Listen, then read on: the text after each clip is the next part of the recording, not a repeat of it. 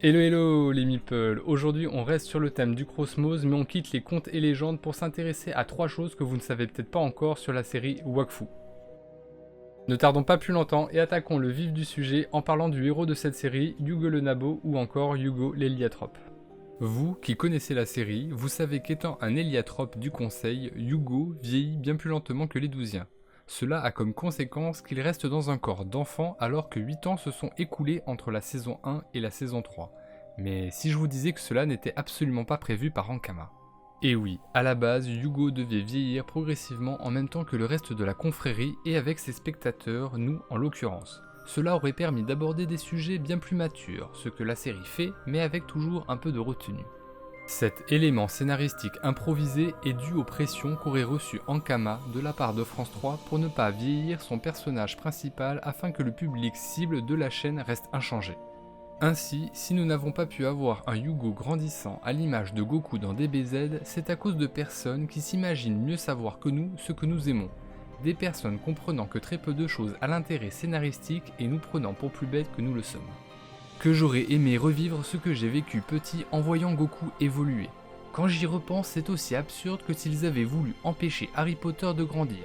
Bien heureusement que lorsqu'il s'agit de films, cela est impossible.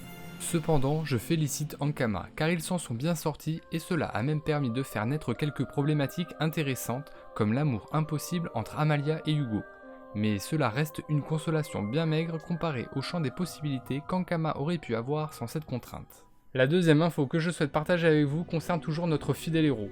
Alors quand je dis héros, c'est un bien grand mot, car contrairement à Hercule, c'est plutôt de héros à zéro. Alors attendez, je vous vois venir, je vous explique. Le héros est souvent défini par celui qui se distingue par ses exploits. Eh bien profitons-en pour mentionner les exploits de notre cher héliatrope.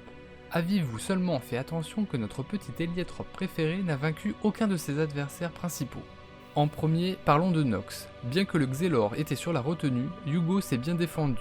Malheureusement, il baissa sa garde au plus mauvais des moments, entraînant sa défaite. Si Nox a finalement perdu, c'est plutôt face à la réalité des choses et l'irréversibilité de ses actions. Contre Killby, Yugo seul ne pouvait malheureusement pas faire le poids, et c'est avec l'aide du peuple héliatrope et des doutes qu'il instaura dans l'esprit de Killby qu'il put le mettre en difficulté.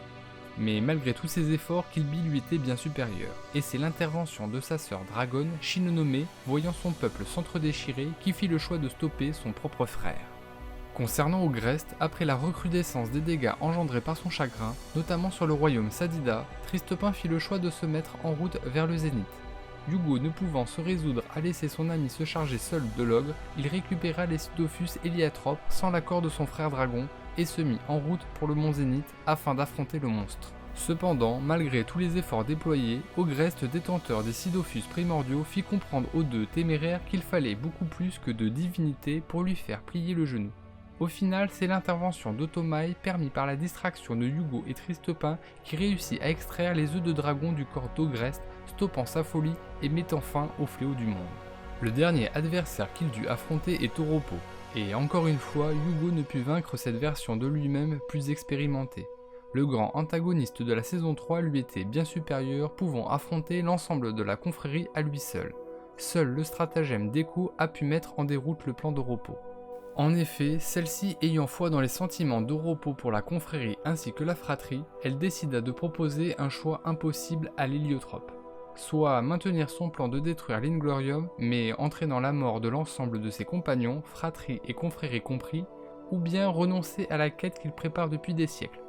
C'est finalement le second choix qu'Oropo choisira, et il profita de ses derniers instants de vie pour les passer avec celle qu'il aime de son propre amour, Echo. Ainsi, Yugo fait partie de ces rares personnages de type shonen ayant perdu tous ses combats contre les antagonistes principaux auxquels il a dû se confronter. Concernant la troisième info, j'ai longtemps pensé qu'il manquait quelque chose au personnage d'Evangeline. En effet, hormis notre Kra préféré, chaque membre de la confrérie possède un background solide qui est présenté au sein de l'anime. Yugo et Adamai sont tous les deux des héliatropes membres du Conseil, morts lors de la guerre contre les méchasmes et confiés à Alibert lors de leur renaissance. Tristepin est la réincarnation du dieu des Yop et est disciple de l'actuel dieu Yop, Gultar le barbare. Amalia Sheramsharm est la fille du roi du royaume Sadida dans lequel de nombreuses intrigues s'y déroulent. Le background de Ruel est quant à lui moins développé mais tout de même présent.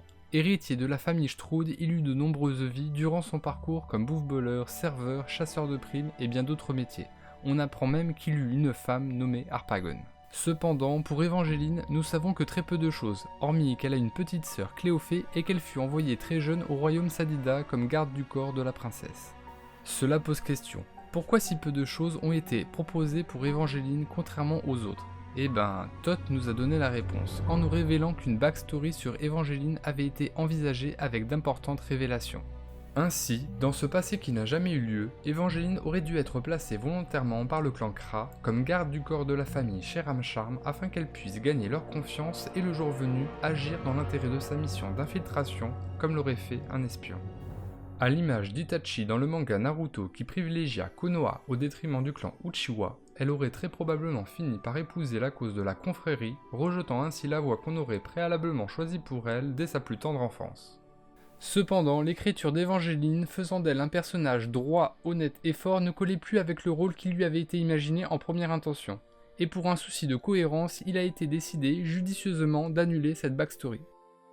Si vous avez passé un agréable moment et que vous avez apprécié ces 3 choses à savoir sur l'univers de Wakfu la série, il est chaudement recommandé de vous abonner, liker et partager cette vidéo, ou vous risqueriez vous aussi d'être condamné à vivre dans le corps d'un enfant comme notre cher Hugo.